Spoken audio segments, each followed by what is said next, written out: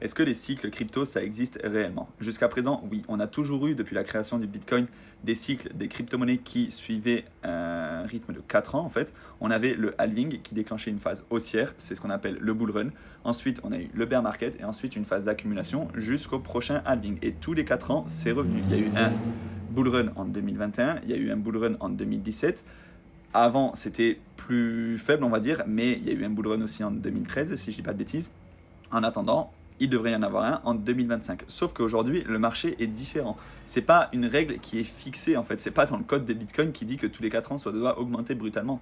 C'est juste l'offre et la demande, le fait que le halving réduise en fait la difficulté de minage des bitcoins par deux. À chaque fois, en fait, les blocs qui sont émis vont, pour le faire grossièrement, diviser la récompense qui est émise aux mineurs par deux.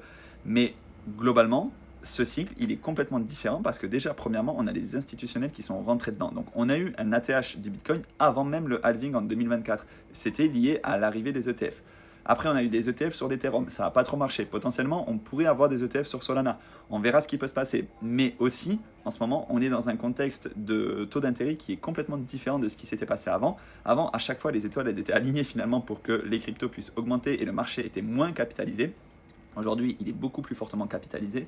Et puis, les taux d'intérêt, actuellement, ils sont relativement hauts. Ce qui veut dire que c'est cher pour les investisseurs d'aller prendre du risque. Alors que si ces taux d'intérêt peuvent baisser, ce sera moins cher pour les investisseurs d'emprunter et d'aller ensuite sur les marchés à risque.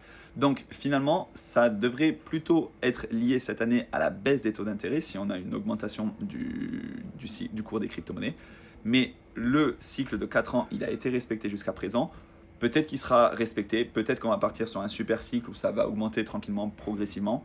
Peut-être que l'année prochaine, on sera en bear market, je ne peux pas le savoir, personne ne peut le savoir. S'il y a quelqu'un qui te dit c'est sûr qu'on aura un bear market l'année prochaine, il a soit une boule de cristal, soit c'est un menteur.